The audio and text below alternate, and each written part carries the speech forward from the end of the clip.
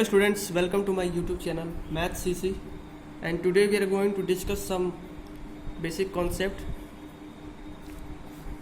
तो पहला कॉन्सेप्ट ये है कि the permutation of n different objects taken r at a time, यानी कि n में से किन्हीं r ऑब्जेक्ट को हम एक बार लेते हैं और उनको कितने तरीक़ों से हम उनको अरेंज कर सकते हैं, उनका फॉर्मूला क्या होगा. अगर रिपीटेशन कहता है कि नॉट अलाउड है तो उनका फॉर्मूला होगा N P R which is equal to N factorial upon N minus R factorial. आपको ये रिमेंबर रखना है, ये ध्यान में रखना है कि अगर रिपीटेशन नॉट अलाउड कह रहा है तो हमें N factorial upon N minus R factorial की बात करेंगे. एग्जाम्पल देख लेते हैं. तो एग्जाम्पल में देखिए हमें 3 लेटर्स का वर्ड बनाना है और हमारे पास कितने लेटर्स दिए हुए हैं, 5 लेटर्स दिए हुए हैं, ए बी सी डी ई. अब इन 5 लेटर का यूज़ करके हमें 3 लेटर का वर्ड बनाना है. ऐसे कितने वर्ड बनाए जा सकते हैं जब रिपीटेशन हमारा नॉट अलाउड है, मतलब एक लेटर अगर यूज़ हो गया तो दूसरा लेटर दोबारा यूज़ नहीं हो सकता.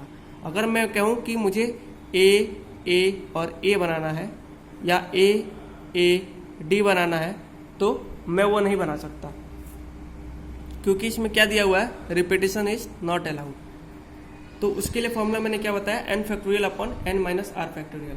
अगर मैं ए बी सी बनाने कहूँ तो ये बन सकता है, अगर ए डी ई कहूँ तो ये भी बन सकता है, क्योंकि यहाँ पे जितने लेटर्स हैं तीनों के तीनों क्या है, अलग अलग है, कोई रिपीटेशन नहीं है. जैसे यहाँ रिपीटेशन है एक लेटर का, यहाँ पे एक लेटर का 3 बार रिपीटेशन है, तो रिपीटेशन अलाउड नहीं है इसमें.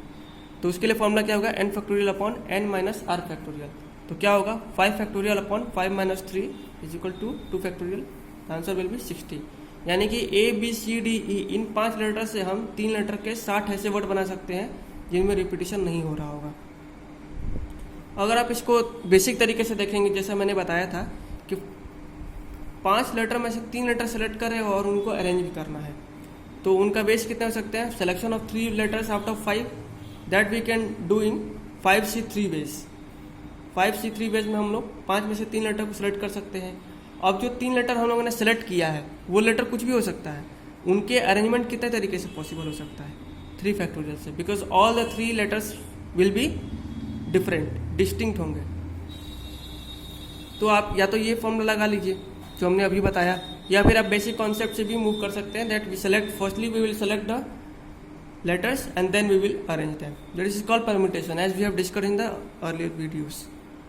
Now the second concept is the permutation of n different objects taken r at a time where repetition is allowed. अब यहाँ पर सेम काम हमें करना है जो हम लोगों ने पिछले वाले क्वेश्चन में किया था, बट वहाँ पे क्या था, रिपीटेशन नॉट अलाउड था और यहाँ पर रिपीटेशन अलाउड है. तो इसके तरीके कितने हो सकते हैं, n to the power r. आपको याद होगा हमने एक तरीका बताया था, फिलिंग टू चॉइस मेथड. अगर एक क्वेश्चन है जो अभी हम लोग क्वेश्चन ये दिख रहे हैं स्क्रीन पे, इस क्वेश्चन को हम लोग सॉल्व करेंगे, तो अगर इस फॉर्मूले के अकॉर्डिंग सॉल्व करेंगे तो आंसर क्या आएगा, 5 to the power 5. क्योंकि यहाँ पर क्या है कि n की वैल्यू भी 5 है और r की वैल्यू भी 5 है. वो कैसे है, क्योंकि हमें ये क्वेश्चन में बोला है find the number of word that can be formed from A B C D E. यहाँ पर ये स्पेसिफाई नहीं किया है कि हमें 3 लेटर का वर्ड बनाना है, 2 लेटर का बनाना है या 4 लेटर का बनाना है. अगर ऐसा क्वेश्चन में ना दिया हो तब आप ये समझ जाइए that all the letter are selected. जब सारे लेटर सेलेक्टेड होंगे तो वहाँ पे आर की वैल्यू कितनी होगी, 5, और सारे लेटर्स कितने हैं, 5. तो वहाँ पर फॉर्मूला क्या लगेगा, 5 to the power 5. अब एक और तरीका जो हमने आपको बताया था, फिलिंग द प्लेस मेथड. एक और मेथड हमने आपको बताया था, प्लेसिंग द प्लेस मेथड. तो उसमें क्या करना होता है कि रिपीटेशन अलाउड है तो हम लोग बॉक्सेस को भरते हैं. हमें क्या बनाना है, 5 लेटर के वर्ड बनाने हैं, 5 लेटर के वर्ड बनाने हैं.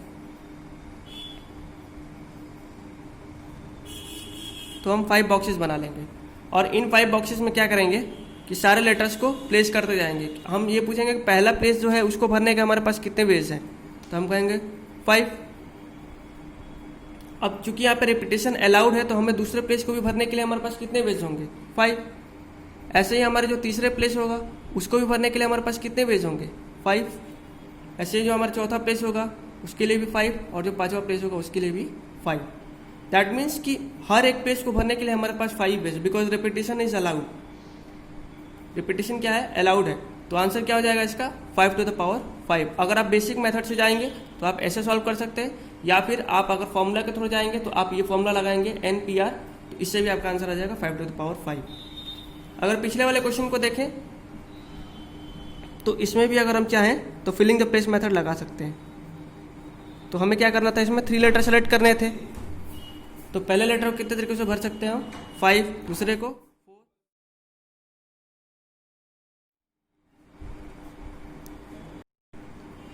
तो जो हमारा पिछला वाला मेथड था, पिछला वाला जो क्वेश्चन था हमारा, इसको भी हम चाहें तो फिलिंग द प्लेस मेथड से सॉल्व कर सकते हैं।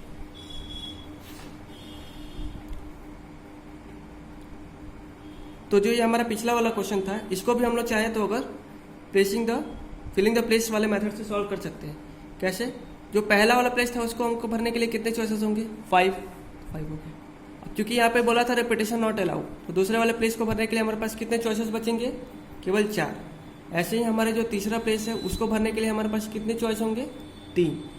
तीनों को मल्टीप्लाई करें हमारा आंसर कितना आ जाएगा, 60।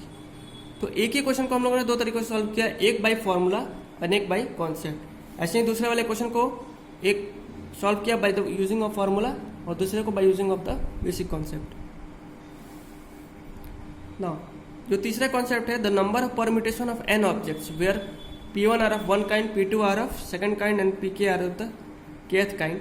अगर मान लीजिए कोई आपको ऐसा लेटर दे दिया है जिसमें कुछ लेटर्स रिपीटेड है, कुछ लेटर्स अलग अलग तरीके से रिपीटेड है। जैसे एग्जाम्पल की तरह देखें तो अगर मुझे पूछा है कि बनाना लेटर होगा, अगर उसका परम्यूटेशन करेंगे तो कितने वर्ड बन सकते हैं। तो सबसे पहले आप देखिए कि इसमें जो लेटर्स है वो सारे लेटर अलग अलग नंबर टाइम्स ऑफ में रिपीटेड है। अगर बी की बात करें तो बी 1 टाइम आया है, ए की बात करें तो ए 3 बार आया है, एन की बात करें तो एन 2 टाइम्स आया है। और यहाँ पर टोटल लेटर्स के कितने लेटर्स के ये वर्ड है, 6 लेटर का है ना। तो अगर फॉर्मूला लगाएंगे तो क्या होगा, 6p6 that is 6 factorial whole upon 2 factorial into 3 factorial. ये 2 फैक्टोरियल क्या शो कर रहा है, n कितने टाइम रिपीट हुआ है, 3 क्या डिनोट कर रहा है कि a कितने टाइम से रिपीट हुआ है, और 1 क्या डिनोट कर रहा है कि b कितने टाइम से रिपीट हो रहा है। तो आंसर हमारा क्या आ गया, 60। दैट इसका मतलब क्या हुआ कि 60 ऐसे वर्ड बनाए जा सकते हैं बनाना से। इसमें रिपीटेशन, जितने लेटर का रिपीटेशन होता है उनका फैक्टोरियल हम क्या करते हैं, नीचे लिखते हैं। सबसे पहले ऊपर टोटल लेटर्स जितने होते हैं उनका फैक्टोरियल होल अपॉन जो लेटर जितनी बार रिपीट होता है उसका फैक्टोरियल हम क्या करते हैं, नीचे लिखते हैं। दैट इज 2 फैक्टोरियल, 3 फैक्टोरियल और 1 फैक्टोरियल। Answer is 60। अब हमारा नेक्स्ट कॉन्सेप्ट है सर्कुलर अरेंजमेंट।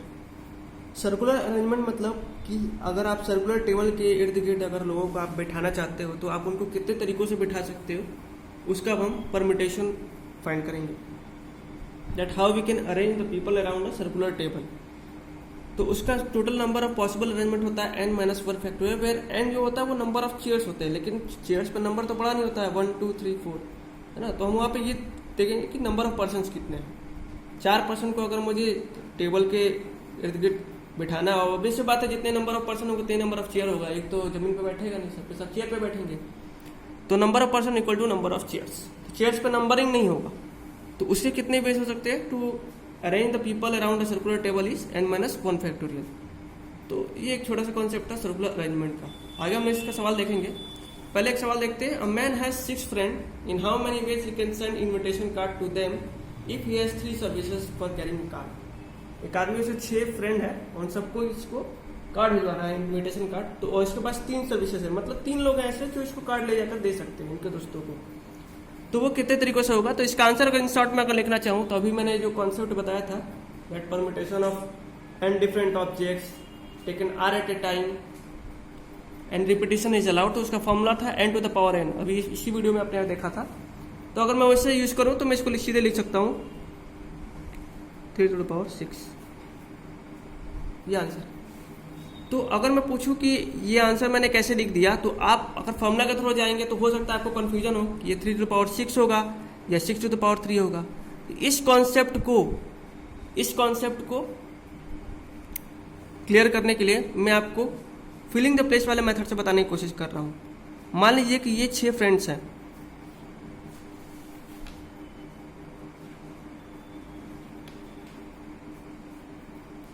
और इन 6 फ्रेंड्स तक हमें अपना कार्ड पहुंचाना है। हमारे पास सर्विसेज कितने लोग दे सकते हैं, 3 लोग। अगर मान लीजिए मैं इस पर नंबरिंग कर देता हूँ कि ये हमारा फ्रेंड ए है, ये हमारा फ्रेंड बी है, ये हमारा फ्रेंड सी है, ये डी है, ये ई है, और ये एफ है। मान लीजिए इसके पास कार्ड पहुंच गया, अगर इसके पास कार्ड पहुंच गया तो इसके पास कार्ड तीनों में से कोई भी एक आदमी ला कर दे सकता है। तो इसके लिए कार्ड पहुंचाने के कितने वेज है? 3 वेज। फिर अगर दूसरे वाला बंदा होगा उसको कार्ड पहुंचाने वाले कितने हो सकते हैं? तीनों में से कोई भी आ सकता है। तो इसके लिए कितने वेज है? 3 वेज। ऐसे ही जो सी वाला उसका फ्रेंड होगा उसको कार्ड पहुंचाने वाले कितने हो सकते हैं? उन तीनों में से कोई भी एक हो सकता है। तो इसके लिए भी 3 वेज। ऐसे ही इसको भी तीनों में से कोई दे सकता है, इसको भी तीनों में से कोई भी दे सकता है, इसको भी तीनों में से कोई दे सकता है, और कार्ड सबके पास पहुंच जाएगा। तो जब इन सबके पास कार्ड पहुंचेगा तभी हमारा टास्क कंप्लीट होगा। इसलिए हम क्या कर रहे हैं? मल्टीप्लाई कर रहे हैं। तो हमारा आंसर कितना हो गया? 3 to the power 6। तो इस मेथड के थ्रू आपका ये कॉन्सेप्ट क्लियर हो गया होगा। 3 to the power 6 ही इसका आंसर होगा, 6 to the power 3 नहीं होगा।